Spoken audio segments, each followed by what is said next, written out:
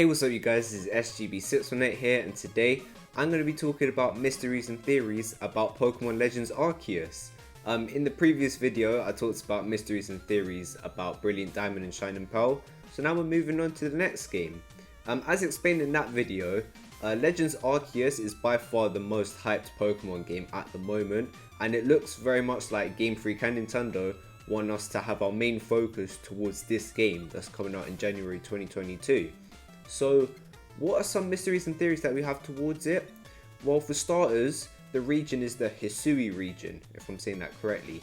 But yeah, it looks really cool. It reminds me a lot of Breath of the Wild, so it would be really cool to see some Breath of the Wild type locations in a Pokemon game. That's really great, in fact, and I'm very much looking forward to seeing how that plays out and how they combine those two ideas. I don't know if it was inspired by Breath of the Wild. That's another mystery that we could potentially think of. One of the mysteries straight off the bat that I had was, are we going to have any lava locations or any electrical locations, like a power plant or something? I know it's a little bit random, but it just would be very cool to have something outside of like the rural, like forest area. Okay, so let's talk about Pokemon. We have an evolution of Stantler in the form of Weirdeer. I think it looks pretty cool. However, one thing that I thought was pretty strange was the fact that we haven't seen a Hisuian Stantler. I still need to get used to saying that word, Hisuian. Yeah, we haven't seen a Hisuian Stantler. Now, I don't know if we're actually going to be getting a Hisuian Stantler or if it's just going to evolve from the regular Stantler. I think it would make a lot of sense if it was a Hisuian Stantler because, I don't know, the original Stantler doesn't really look very wintry, does that make sense? And that's kind of what vibe Weirdeer is giving me right now, so we'll soon find out. However, one pre-evolution Pokemon that 100% did get a Hisuian form was Growlithe. I think that this is pretty cool, and it's got the Fire Rock type, which is very strange. I wasn't expecting that.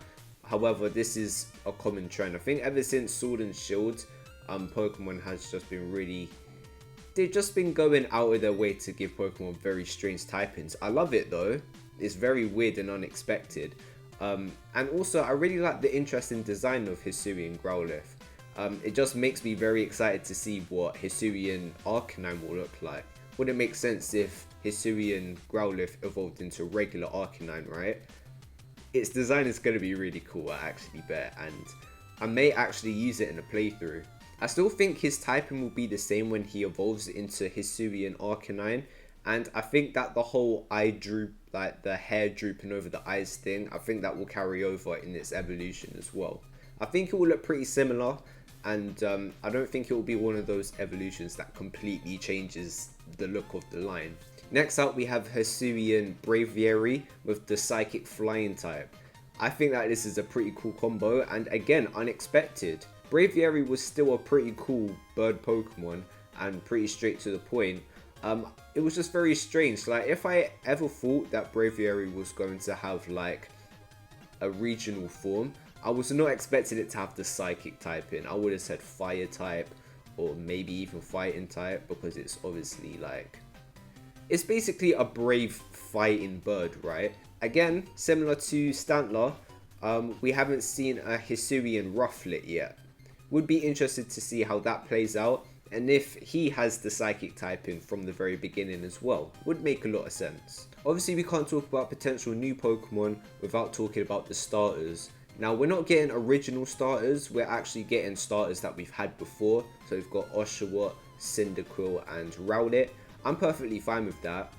But one thing that hasn't been confirmed yet, and something that I'm only thinking about in recent times as we're getting closer and closer to the game, there is actual no concrete evidence yet that they evolve into the original versions of obviously Samurott, Decidueye and Typhlosion. We don't know that they're even going to evolve into them at all. They could be brand new Pokemon with brand new lines, similar to Cypher and the new Axe Pokemon. I forgot its name. Okay, so let's talk about Cyndaquil. I think that they're going to try and include another dual type into these starters. So I think that Cyndaquil may evolve into a fire electric type. Typhlosion is already like a super energetic and obviously explosive Pokemon. So having the electric typing tied to the fire type, not only would that be pretty uncommon for a type combination, but I think that would lead to pretty cool possibilities, and also a nice way to alter the original Typhlosion line. Now whether that starts from the middle evolution or just the final evolution, we don't know yet. And we still don't even know if it's a form of Typhlosion or a completely new Pokemon. I think from the looks of it, I think that it could potentially be a brand new Pokemon. And the reason for this, and the reason why I believe this, is because obviously we've had Pokemon in Legends Arceus that I've confirmed to have at least branched evolutions or just evolve into brand new Pokemon. And because it hasn't been confirmed yet, I think that this seems pretty likely. So I think that Cyndaquil evolving into a fire and electric type Pokemon to complement the explosive nature of Typhlosion, both literally and energy wise, I think that would be a pretty cool concept. With Rowlet, I think he might evolve into a grass and fairy type. I know that's a very strange combo, but like I said, Gen 8 forwards, what else is new? Like, all of these Pokemon have got weird typings now. I just think that would be a nice juxtaposition to Decidueye, who was more dark, more edgy, if you want to call him that. I know he wasn't a dark type, but he was a ghost type, and he was giving off a dark vibe. So if it was a fairy type to sort of be on the complete opposite end to that, that would be pretty interesting. And I don't know if the middle evolutions are going to be carried over, like Dartrix, or if we're going to be getting new middle evolutions as well. That's another mystery that we just don't know. But would be interested to see a grass fairy type Decidueye like Pokemon. And my favourite out of these starters, Oshawott. I think that if he evolved into a water dark type and doesn't look too different from Samurott, that would be so sick. Originally I did say water still, but that's been done before with Empoleon. And also I just think that would be a little bit predictable. If it was water dark type, that would lead to so many possibilities, and having a more villainous Samurott type Pokemon, that would literally be one of the coolest things I've ever seen.